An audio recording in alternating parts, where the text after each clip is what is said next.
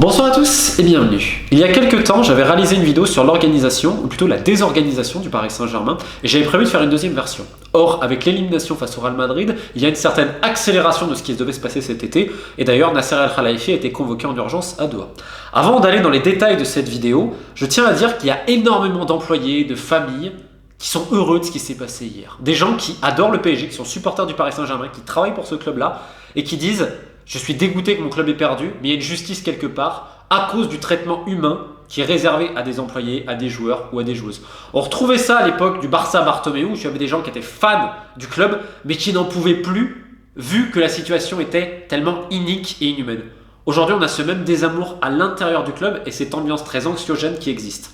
Ça, c'est pour recadrer le propos. Évidemment, cette vidéo n'est pas pour tracher le PSG, parce que, comme le disent la plupart des gens du club, si les fans savaient 10% ou même 5% de ce qui se passe réellement en interne, le Parc des Princes y serait vide ce week-end. Bref, comme on l'avait vu, la direction bicéphale du Paris Saint-Germain entre le Qatar et Paris, c'est parfois problématique, notamment en termes de communication et de qui fait quoi. À la tête du club, on a l'émir, sauf qu'il a un pays à gérer. Donc il n'a pas le temps de rentrer à la cour de récréation et de s'occuper de tout ce qui se passe. Il prend quelques décisions, c'est lui qui prend les décisions importantes, mais il n'est pas là H24, il ne peut pas. Donc il y a plein de gens aussi autour de lui qui parfois interfèrent dans les dossiers, notamment les gens de Al Douail, qui est son club au Qatar, des gens comme Khalifa Khamis et d'autres qui parfois donnent des conseils ou agissent sur certains dossiers. Et il a nommé deux personnes notamment pour faire ça, Leonardo d'un côté qui est revenu, c'est un choix de l'émir, et Nasser Al-Khelaifi. Nasser Al-Khelaifi est là depuis le début de QSI, et comme je vous l'ai expliqué, Nasser Al-Khelaifi déteste qu'une personne puisse accéder à l'émir, donc il fait tout pour s'aborder cette personne. C'est pour ça qu'entre Nasser Al-Khelaifi et Leonardo, les relations ont toujours été très fraîches, et aujourd'hui elles sont plus que glaciales. Nasser Al-Khelaifi, évidemment, on le rappelle, il a Jean-Martial Ribe notamment avec lui, et de toute sa cour, il reproduit le même phénomène de cour que l'émir, et Jean-Martial Ribe, son boulot, c'est de servir l'image de Nasser. Or, Nasser, on a réussi quand même à duper les gens depuis un bon moment.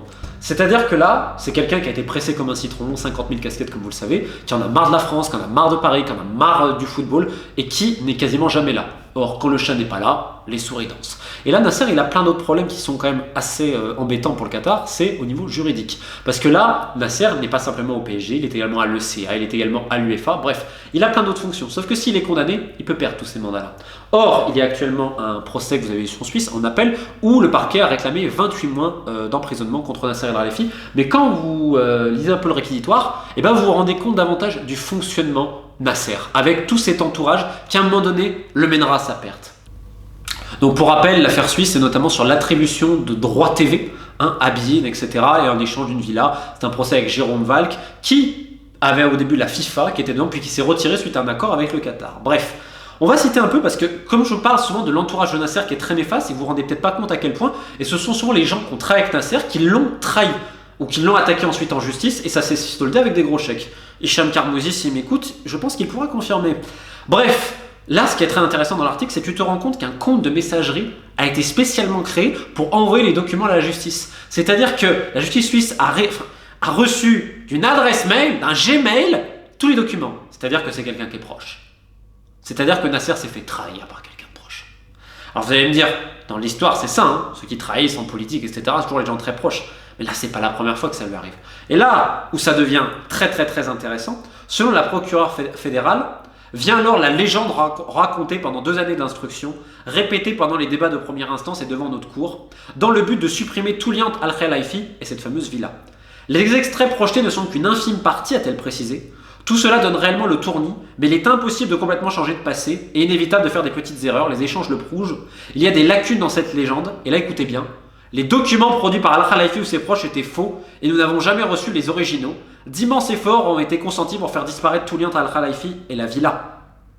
C'est-à-dire que là vous avez la procureure qui explique que Nasser Al-Khelaifi ou ses proches ont transmis des faux et n'ont jamais transmis les originaux. Et là c'est très grave. Alors évidemment, cette version est contestée par les avocats de Nasser El-Khelaifi qui sont suite au premier jugement. Je rappelle qu'on était en appel. Donc 28 mois ont été demandés contre Nasser El-Khelaifi qui pourrait tout perdre. Mais il y a une autre affaire bientôt pour Nasser El-Khelaifi au niveau juridique. C'est le fameux championnat du monde d'athlétisme avec une société Oryx. Je crois d'ailleurs, si je lis bien les documents, que Oryx, c'est Nasser et son frère Khaled. Bon, il y a tout le reste en documents si besoin.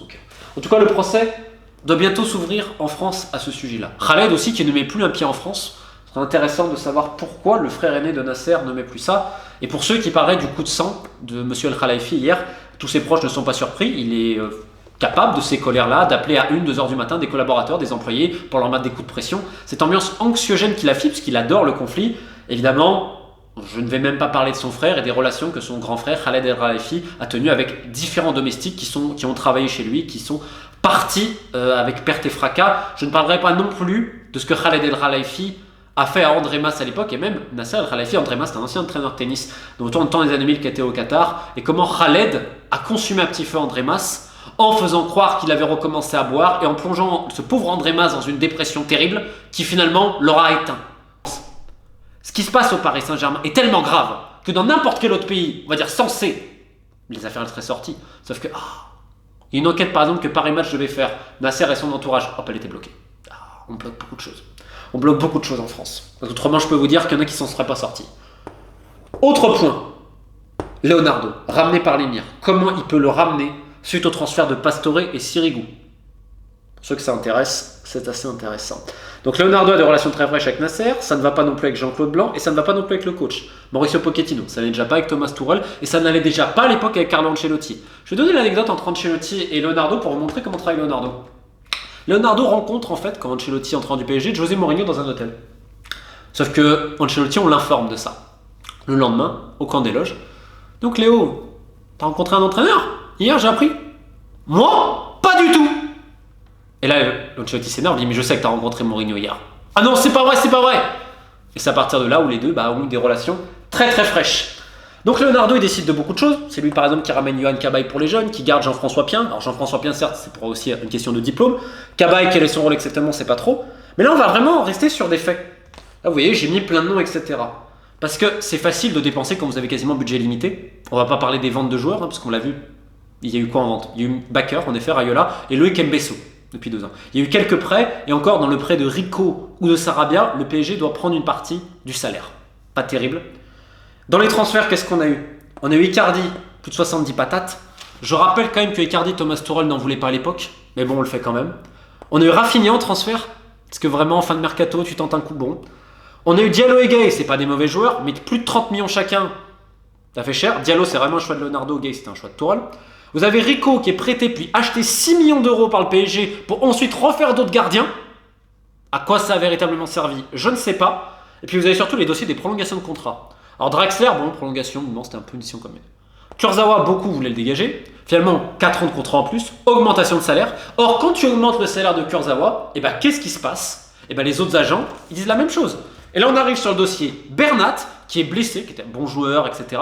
Ok, on le prolonge, beau geste du PSG, mais on lui plus que double son salaire. Alors certes, à l'époque, il n'avait pas le plus gros salaire, mais là, dans l'état où il était, lui, je crois à peu près 8 millions par an, c'est du jamais vu. Ensuite, évidemment, on va parler des jeunes. Aouchiche et Kouassi, on a vu, étaient partis libres. Cet hiver, Dina et Dimbe, je dois peut-être pas le prononcer, devaient partir en prêt à Leverkusen ou à 3. À Leverkusen, ils sont ulcérés par l'attitude de Leonardo qui les a baladés. Et vous avez le dossier Kalimuendo, qui n'a pas fait beaucoup de bruit cet été, mais Kalimuendo était prêté à Lens donc l'an passé, et Lens avait une option d'achat. Sauf que le Paris Saint-Germain avait une contre-option, c'est-à-dire que le Paris Saint-Germain pouvait payer 1,5 million à Lens afin que Lens n'achète pas le joueur parce qu'ils estimaient qu'ils allaient vendre le joueur plus cher. Donc le PSG a payé 1,5 million pour que Lens n'achète pas le joueur parce qu'ils pensaient vendre le joueur plus cher, et puis au final, qu'est-ce qui s'est passé? Ils ont reprêté le joueur à Lens. C'est une catastrophe. C'est une catastrophe. Ensuite, il y a les pistes que Leonardo plombe un peu. Rudiger, le PSG est dessus. Mais il y en a qui en ont marre à cause des agents. Parce qu'on veut mettre des gars dans le deal. Ça vous rappelle pas Icardi? Ah, ça rappelle Icardi. Et vis-à-vis de Tanguy Ndombele, que Mauricio Pochettino voulait, là, à Tottenham, ils étaient choqués du dossier. Parce que c'est-à-dire que Leonardo a proposé des joueurs. Et je te propose Paredes, et je te propose Herrera. Semble l'accord des joueurs sans rien. On s'y aurait cru au Barça de Bartomeu. Donc c'est un petit peu choqué. Pourquoi? Parce que Leonardo a une seule envie, c'est de faire Paul Pogba avec son ami Mino Raiola. Il ne veut surtout pas d'un autre joueur, et on a l'impression que Mino Raiola a une influence plus que considérable sur le directeur sportif du Paris Saint-Germain. Donc vous avez, et c'est encore une fois des faits, les jeunes, il y a une confiance qui est rompue avec Leonardo parce qu'il leur a menti. Les féminines sont énervées contre lui parce qu'elles savent qu'il s'en fout complètement, alors que là, on a Ramé qui a des problèmes de santé et tout, on a rappelé Leonardo, mais bon, c'est pas vraiment une priorité pour lui ou son adjoint Angelo Castellazzi. Il a un problème avec les employés et il a un énorme problème avec la plupart des joueurs de l'effectif. Et il s'est embrouillé avec tous les entraîneurs qui se sont succédés au Paris Saint-Germain. Personne ne comprend comment il peut rester au club, sachant que l'été dernier, le club a 2 doigts de faire Paratici. Paratici finalement ne vient pas, il va à Tottenham et Leonardo reste. Quid de Leonardo aujourd'hui? Alors là, on peut mettre Un énorme point d'interrogation. Évidemment, il est en guerre aussi contre Jean-Martial Ribes. C'est le classique, j'ai envie de te dire. Et là, ce qui est intéressant, si vous voulez, c'est que, comme je vous dis, Leonardo, Jean-Claude Blanc, il y a problème. Nasser, il y a problème avec Leonardo. Jean-Martial Ribes, lui, qui est dans la cour de Nasser, il y a problème avec les frères Bessédic. Il y a problème de partout. Il y a problème de partout. C'est une pétaudière. La nouvelle secrétaire, plus ou moins de Nasser, l'assistante, Janine, comme elle s'appelle, elle s'est mis à dos quasiment tous les gens à cause. Il y a des gens qui sont encore partis avec perte et fracas. Il y en a qui sont partis en burn-out. C'est incroyable. C'est tellement anxiogène, le club, que ce que je dis là, je suis gentil. Je dis que 10 ou 15% de ce qui se passe réellement. Sinon, je parlerais carrément que, des fois, au sens propre, il y a des employés qui se sont fait cracher dessus par un dirigeant du club. Alors, c'était pas un employé vraiment du club, c'était un intendant, on va dire, personnel de Nasser. Il s'est fait cracher dessus. Des fois, t'es tellement choqué, tu comprends pas. J'avais parlé des frères Bessédic, évidemment, qui maintenant sont la guerre les uns les autres pour pas prendre les responsabilités. Bob Bessédic, président officieux du club, tous les petits trucs qu'il gère. Le carré, les contrats de jardinage, de sécurité, de voiture, de location, tout. Plein de trucs, tu passes par Bob. Sauf qu'il met un autre gars à lui, qui est un mec de la formation, qui s'appelle Younous, qui travaillait déjà avant avec les agents, et il obtient une promotion. Là, au club, récemment, il y a un mec qu'ils ont fait partir. Ils veulent pas trop le dire pourquoi. La réalité, c'est recel de maillot. D'accord ? Kylian Mbappé, maillot Coupe de France demi-finale, que bizarrement on retrouve en vente, alors que ça devait servir pour autre chose, et qui s'était fait prendre en vidéo en train de demander à Kylian Mbappé le maillot. Comment on t'explique que ce maillot-là, derrière, il se retrouve en vente ? Comment t'expliques que certaines places qui étaient réservées aux employés, pour PSG Real, finalement, il y a des gars, alors qu'il y a des conditions très strictes de ne pas revendre, ça a été vendu, sauf qu'il y a des gens qui ont porté plainte, il y a une descente de flics. Comment t'expliques que de haut en bas, c'est une catastrophe ? C'est une catastrophe, sauf que tu couvres, t'as tellement d'argent. T'as tellement d'influence au niveau politique. Aujourd'hui, même pour des enquêtes, t'arrives à influencer ça, pour pas que certaines personnes soient convoquées. Certains papiers sont pas publiés. Après, t'as quelques cracks dans le marketing, t'as des gars comme Jean-Claude Blanc, t'as des super joueurs, t'as des choses aussi qui marchent. Mais tout ce qu'ils ont rattrapé comme cadavre, c'est inimaginable. C'est inimaginable. Et là, on se pose une grande question. La question, elle est simple. C'est comment, et moi je leur dis bravo à Nasser, à Leonardo, à tout le monde, comment vous avez pu prendre ce mec-là à ce point pour une poire et tous les gars autour. Parce qu'il n'y en a pas un, que ce soit Nicolas Sarkozy aussi, qui des fois intervient, fait des rendez-vous avec des agents, etc. T'as encore à dire. Il n'y en a pas un qui est capable de prendre le téléphone et de dire à l'émir, tes gars là, bah non, parce que la soupe elle est trop bonne. Et là maintenant vous avez un autre problème, c'est-à-dire, on va parler un peu sportif là. Les joueurs sont tellement mis dans un confort, en termes financiers, ils ne trouveront jamais ça ailleurs. Paredes, Herrera, c'est pas des mauvais joueurs. Ils ont des salaires, ils ne trouveront jamais ça ailleurs. Donc les mecs, ils veulent surtout pas partir. Il y en a, ils sont très bien, ils sont tranquilles. Il y en a d'autres, ils sont tellement énervés, les mecs, parce qu'ils ont vu ce qu'on a fait à Rabiot, à Ben Arfa, la sortie de Thiago Silva, la sortie de Cavani, la sortie d'Ibrahimovic. Les mecs disent, attends, on va vous allumer. Là, Kurzawa, il est super énervé parce qu'on l'a pas laissé. On s'est foutu de sa gueule à un moment donné, à Kurzawa. Et c'est pas le seul à qui on s'est foutu de sa gueule. Donc en fait, aujourd'hui, vous avez des gens à l'intérieur du club qui ont envie, excusez-moi l'expression, de niquer le club. À cause d'un truc humain. Et il y a un point qui est central aussi cette année au PSG, c'est le dossier Aminata Diallo, Kaira Amraoui. Le PSG, à l'époque où ça sort, il y a eu des consignes en interne. Et la garde à vue où elle est libérée sans problème, Aminata Diallo. Il fallait supprimer les visuels d'Aminata Diallo. On a demandé, il faut surtout pas voir ne serait-ce qu'un seul de ses cheveux. Quand elle a joué son 100e match, évidemment, on n'a rien dit, etc. pour le club. Elle devait prolonger son contrat. Voilà, visiblement, fini plus de prolongation. Parce qu'aux féminines, alors, on a réclamé bon rétablissement à lui. C'est un champ de ruines. Vous avez les meilleures joueuses du PSG, dont Marie-Antoinette Katoto, titulaire indiscutable, enfant du club, sans doute l'une des meilleures neufs du monde. Elle veut se barrer. Des faits. Parce que le dossier Kaira Amraoui, on en a déjà parlé, ça ne peut pas passer dans le vestiaire. Et qu'est-ce qu'on fait ? On renforce Kaira Amraoui. On ne prend même plus Aminata Diallo dans le groupe. Et en interne, en gros, c'est une réponse à la célébration de ses amis, notamment en équipe de France. Vous croyez que les joueurs et les joueuses, ils voient pas ça ? Cette énorme injustice que cette fille, elle a subie ? C'est tellement choquant, en fait, que là, aujourd'hui, tu as des gens qui sont en train de laisser leur santé, tu en as d'autres qui se sont barrés de la section féminine tellement ils sont dégoûtés du fonctionnement. Mais ça, c'est un symbole du club. Donc hier, quand il y a l'élimination, et que je vois autant de gens du club m'écrire et me disent « Karma, karma, justice », pour tout ça, pour les employés que vous avez laissés, n'importe comment, et que vous leur dites pas d'augmentation. Quand tu es employé du club de PSG, on te dit on a des problèmes financiers, on peut pas d'augmentation. Qu'on t'oblige à faire le chômage partiel et tout, et que tu vois derrière les salaires qu'ils donnent aux joueurs, etc., et toutes les opérations qu'ils font, comment tu ne veux pas que les employés soient dégoûtés ? Quand tu sais qu'il y a un mec qui se fait dégager pour recel de maillot et qu'il est à Madrid avec le champagne et les petits fours, alors que tout le monde sait pourquoi il part. Si les fans savaient que 5%, il n'y aurait pas une personne au Parc des Princes. Pas pour les joueurs, mais pour tout ce qu'il y a autour. Tous ces gens qui mangent très bien grâce au Paris Saint-Germain. La question que j'ai à Doha, c'est vous attendez quoi pour faire appel à une vraie boîte d'enquête externe, complètement indépendante, et pas un auditeur qui vient du personnel de sécurité comme Nasser il a fait à l'époque, avec son inspecteur Colombo, comme il se fait surnommer en interne. Une vraie boîte qui vous fait tout de fond en comble. Tous les transferts, tout ce qui se passe chez les jeunes, tout, les vols, tout. C'est pas compliqué, vous avez tout pour bien faire. Vous avez un public incroyable. Tu viens à Paris, t'as des joueurs de fou, qui s'entendent bien en plus pour la plupart, même si on reproche les passes droits aux Sud-Américains, les machins. Il y a quand même quelques tensions qui sont naissantes actuellement, oui, parce qu'on dit les mecs peuvent pas faire leur boulot et tout. Ok. Et que là, mais réfléchis 2 minutes, t'as tout pour bien faire. Et là, qu'est-ce qui se passe au Qatar? Parce que comme je dis, il y a une accélération. Nasser a été convoqué, le Qatar veut dégager Neymar.